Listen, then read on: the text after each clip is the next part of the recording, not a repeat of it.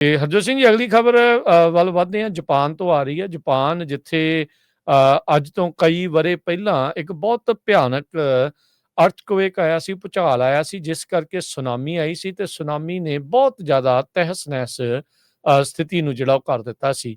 ਅੱਜ ਇੱਕ ਵਾਰੀ ਫੇਰ ਜਾਪਾਨ ਦੇ ਈਸਟ ਵਾਲੇ ਇਲਾਕੇ ਵਾਲੇ ਪਾਸੇ, ਨਾਰਥ ਈਸਟਰਨ ਕੋਸਟ ਦੇ ਉੱਤੇ 7.6 ਜਿਹੜੀ ਆ ਉਹ ਪਾਵਰ ਦਾ ਅਰਥਕੁਏਕ ਭੂਚਾਲ ਜਿਹੜਾ ਆ ਉਹ ਆਇਆ ਆ। ਐਪੀ ਸੈਂਟਰ ਜਿਹੜਾ ਉਹ ਸਮੁੰਦਰ ਦੇ ਵਿੱਚ ਸੀਗਾ, ਜਿਸ ਕਰਕੇ ਇਵੈਕੂਏਸ਼ਨ ਆਰਡਰ ਜਾਰੀ ਕਰ ਦਿੱਤੇ ਗਏ, ਕਿਉਂਕਿ ਉੱਥੇ ਸੁਨਾਮੀ ਵਾਰਨਿੰਗ ਕੋਸਟਲਾਈਨ ਦੇ ਉੱਤੇ ਜਾਰੀ ਕੀਤੀ ਗਈ ਸੀਗੀ। ਮੁਲਕ ਦੇ ਵਿੱਚ ਆਲਰੇਡੀ ਕਹਿੰਦੇ ਵੀ ਜਾਪਾਨ ਮੈਟਰੋਲੋਜੀਕਲ ਏਜੰਸੀ ਦੇ ਹਿਸਾਬ ਨਾਲ ਸੁਨਾਮੀ ਦੀਆਂ ਜਿਹੜੀਆਂ ਵੇਵਜ਼ ਆ ਉਹ ਨੋਟਿਸ ਕੀਤੀਆਂ ਗਈਆਂ ਹੈਗੀਆਂ ਆ। ਕਹਿੰਦੇ ਵੀ ਤਕਰੀਬਨ 2.5 ਫੁੱਟ ਉੱਚੀਆਂ ਜਿਹੜੀਆਂ ਵੇਵਜ਼ ਆ ਉਹ ਉੱਥੇ ਸੁਨਾਮੀ ਵੇਵਜ਼ ਆ ਉਹ ਆਬਜ਼ਰਵ ਹੋਈਆਂ ਆ ਕੋਜੀ ਪੋਰਟ ਆਈਵਾਟੇ ਦੇ ਉੱਤੇ। ਜਾਪਾਨ ਮੀਟਰੋਲੋਜੀਕਲ ਏਜੰਸੀ ਨੇ ਵਾਰਨਿੰਗ ਜਿਹੜੀ ਉਹ ਕੀਤੀ ਆ ਵੀ ਇਹ ਉਛੱਲਾਂ ਦੀ ਜਿਹੜੀ ਉਛਾਲ ਆ, ਉਚਾਈ ਆ, ਉਹ ਹੋਰ ਆਉਂਦੇ ਘੰਟਿਆਂ ਦੇ ਵਿੱਚ ਵੱਧ ਸਕਦੀ ਆ। ਕਈ ਥਾਵਾਂ ਦੇ ਉੱਤੇ ਉਹਨਾਂ ਦਾ ਇਹ ਮੰਨਣਾ ਵੀ 10 ਫੁੱਟ 3 ਮੀਟਰ ਤੱਕ ਉੱਚੀਆਂ ਜਿਹੜੀਆਂ ਛੱਲਾਂ ਆ ਕੋਸਟ ਦੇ ਵਿੱਚ ਆ ਸਕਦੀਆਂ ਨੇ।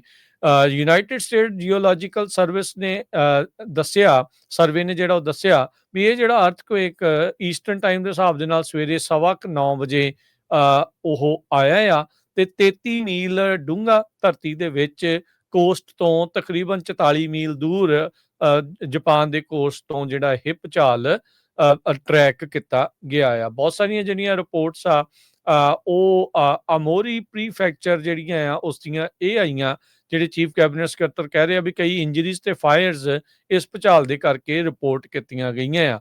ਉਸ ਇਲਾਕੇ ਦੇ ਵਿੱਚ ਬਿਜਲੀ ਵੀ ਗੁੱਲ ਹੋਈ ਆ ਤੇ ਹਾਈ ਸਪੀਡ ਟ੍ਰੇਨ ਸਰਵਿਸ ਨੂੰ ਸਸਪੈਂਡ ਕੀਤਾ ਗਿਆ ਆ ਫੁਕੂਸ਼ੀਮਾ ਤੇ ਅਮੋਰੀ ਦੇ ਦਰਮਿਆਨ।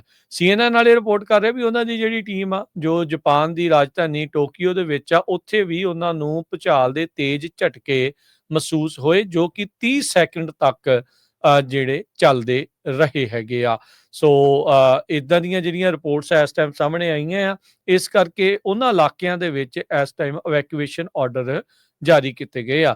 ਜਾਪਾਨ ਦੇ ਨਵੇਂ ਬਣੇ ਪ੍ਰਾਈਮ ਮਿਨਿਸਟਰ ਸਾਨੇ ਤਾਕੇਚੀ, ਜੋ ਕਿ ਅਕਤੂਬਰ ਮਹੀਨੇ 'ਚ ਚੁਣੇ ਗਏ ਸੀਗੇ, ਉਹ ਕਹਿ ਰਹੇ ਵੀ ਅਸੀਂ ਆਪਣੇ ਲੋਕਲ ਅਧਿਕਾਰੀਆਂ ਦੇ ਨਾਲ ਮਿਲ ਕੇ ਐਮਰਜੈਂਸੀ ਰਿਸਪੌਂਸ ਮੈਜਰਸ ਆ ਉਹਨਾਂ ਦੇ ਉੱਤੇ ਕੰਮ ਕਰ ਰਹੇ ਆ ਤੇ ਕਹਿੰਦੇ ਵੀ ਸਰਕਾਰ ਦਾ ਇੱਕੋ ਮਕਸਦ ਆ ਵੀ ਹਿਊਮਨ ਲਾਈਫ ਫਸਟ, ਵੀ ਇਨਸਾਨਾਂ ਦੀ ਜ਼ਿੰਦਗੀ ਨੂੰ ਬਚਾਉਣਾ।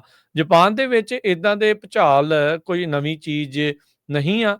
ਰਿੰਗ ਆਫ ਫਾਇਰ ਇਹ ਇੱਕ ਇੰਟੈਂਸ ਸੈਸਮਿਕ ਵੋਲਕੈਨਿਕ ਐਕਟੀਵਿਟੀ ਵਾਲਾ ਦੁਨੀਆ ਦੇ ਵਿੱਚ ਧਰਤੀ ਦੇ ਉੱਤੇ ਇਲਾਕਾ ਆ ਜਿੱਥੇ ਅਕਸਰ ਹੀ ਬਹੁਤ ਜ਼ਿਆਦਾ ਭੂਚਾਲ ਆਉਂਦੇ ਆ ਤੇ ਜਾਪਾਨ ਇਹਨਾਂ ਭੂਚਾਲਾਂ ਤੋਂ ਹਮੇਸ਼ਾ ਹੀ ਸਿੱਝਦਾ ਰਿਹਾ ਆ। ਜਿਹੜੇ ਭੂਚਾਲ ਦੀ ਮੈਂ ਗੱਲ ਕਰ ਰਿਹਾ ਸੀ 2011 ਚ 9.1 ਤੀਬਰਤਾ ਦਾ ਉਹ ਭੂਚਾਲ ਸੀਗਾ, ਜਿਹਦੇ ਕਰਕੇ ਬਹੁਤ ਵੱਡੀ ਸੁਨਾਮੀ ਆਈ ਸੀ ਤੇ ਨਿਊਕਲੀਅਰ ਡਿਜ਼ਾਸਟਰ ਹੋਇਆ ਸੀ।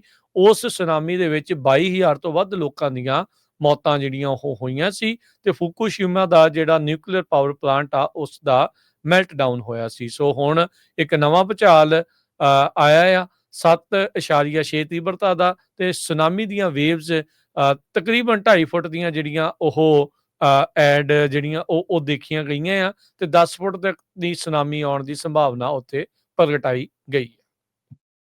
ਜੀ।